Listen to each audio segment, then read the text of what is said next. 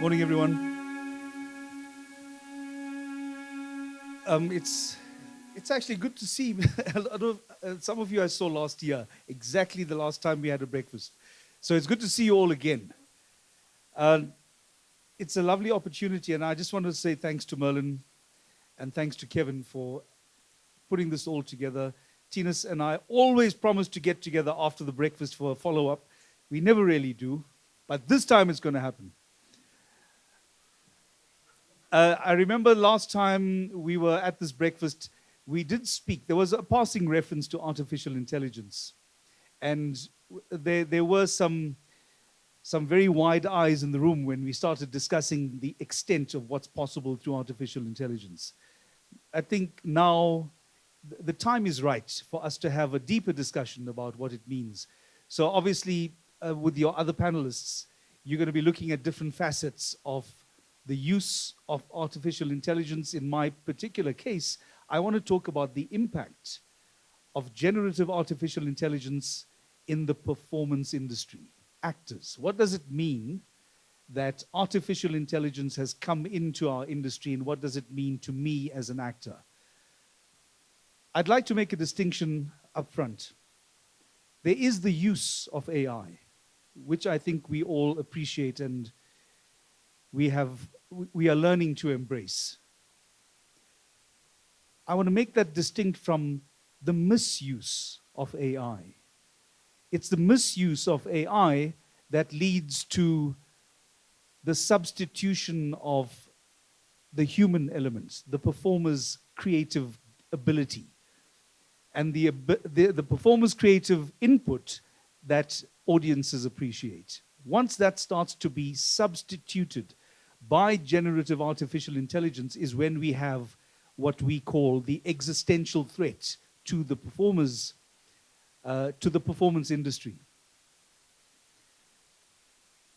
I will describe how artificial intelligence is being used in the industry. For me, that's not the interesting part.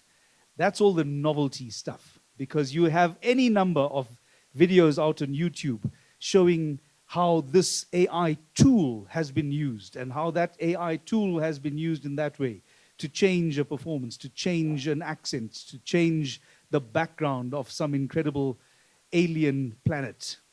All that is, for me, vaguely interesting. What is much more interesting to me is the fact that in the performance industry in this country, we are singularly unable to address the threat of artificial intelligence. As a country, we have done absolutely nothing to prevent the negative impact of AI in the performance industry. That might sound to you as if, wow, that's pretty extreme. Well, it's the truth. It's the reality. It's something I live with every day. And I'll describe to you in more detail what it means to performers. Let's start by first talking about what are some of the ways in which artificial intelligence is being used in the performance industry. Well,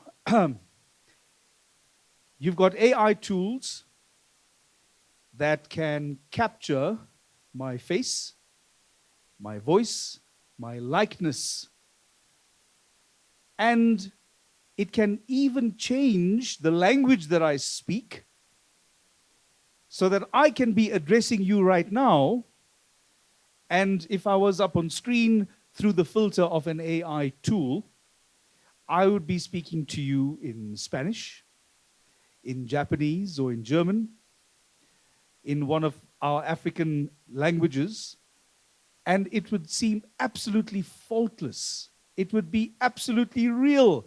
My lips would be synced to the dynamics of that particular language, faultlessly. In my voice.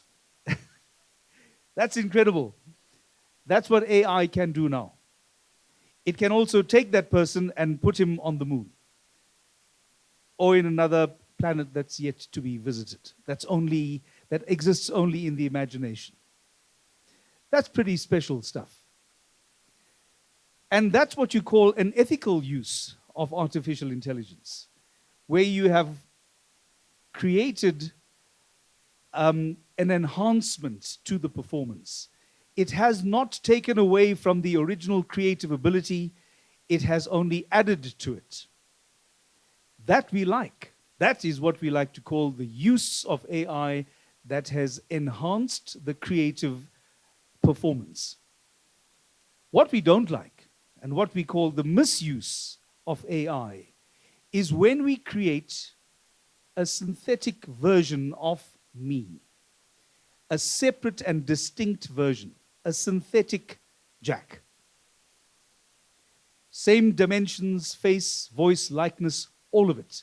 It is a replication of me. When we create a replication, and a good example of a replication of that is a deep fake. A deep fake of a person exactly as you are right now, but existing in an audiovisual world, in a synthetic world. When that happens, and the reason we call this the misuse of AI is because that synthetic person, who is in all respects you, can be used in any number of ways. We can be making you talk about some highly sensitive politically incorrect things. We could be using in a very sexualized way to create a persona that is separate from you, that is doing all the things that we know are wrong. Who gets into trouble for that? Yeah, who's judged for that? I recall just a few days ago, perhaps about 48 hours ago, a person called Ronaldo Hos. Anyone heard of him? I believe you have. Yes, appointed under the Democratic Alliance to be a member of parliament. And no sooner was he appointed, there was video of him from many years ago using the K word and insulting people based on his racist outlook on life, and that he has a certain view of people of color, black people in particular. I think his view included killing them. So when this video came out, what was his defense?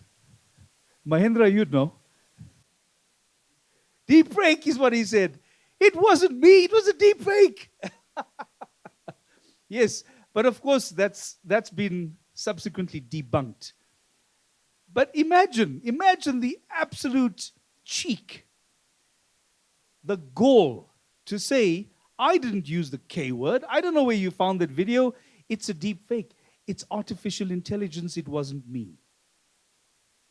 So that, from an actor's point of view, is unethical. It's criminal, in fact, when you start to lie like that. But that's happening to actors all the time. And if you don't believe me, then I can point you to the movies and the social media posts where they are, in fact, using these artificial intelligence, deep fakes, synthetic personas in various characters. So it doesn't stop there. What's happening already a lot in South Africa and a lot in Africa is that artificial intelligence is so good at creating these synthetic voices that we no longer need voice artists.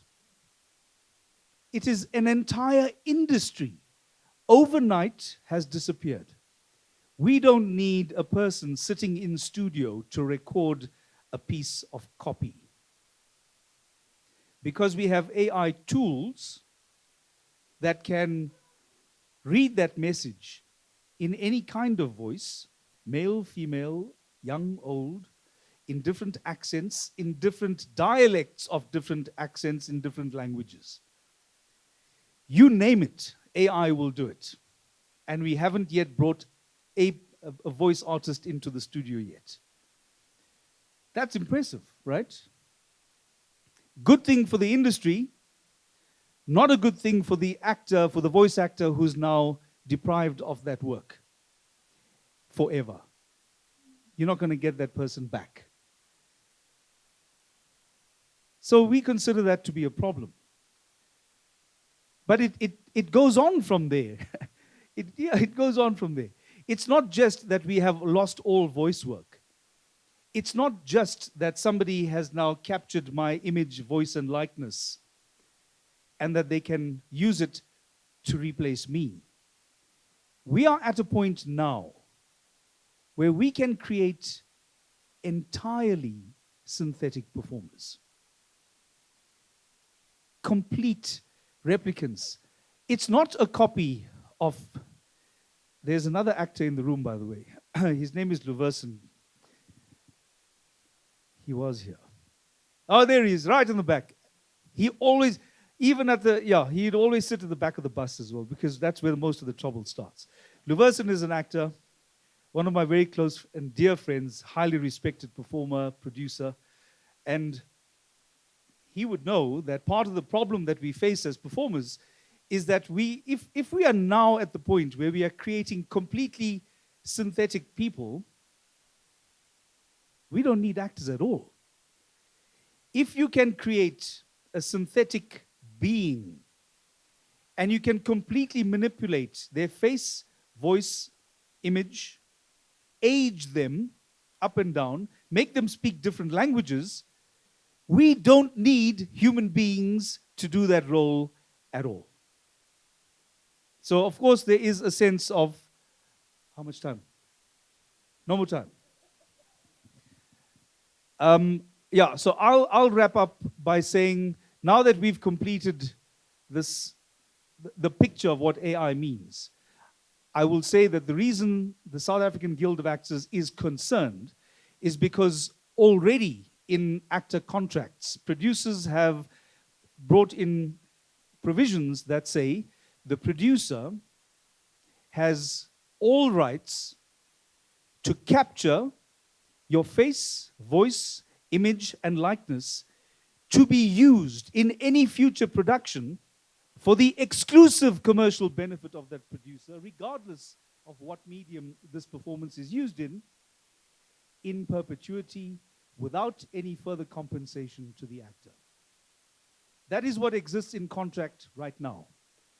And the reason we are afraid of what AI can do in South Africa is because South Africa still does not have any regulatory mechanism by which to at least to introduce the minimum guardrails, the minimum safety measures that would be required to prevent the outright annihilation of the performance industry. That is where we are now. Merlin, thank you very much.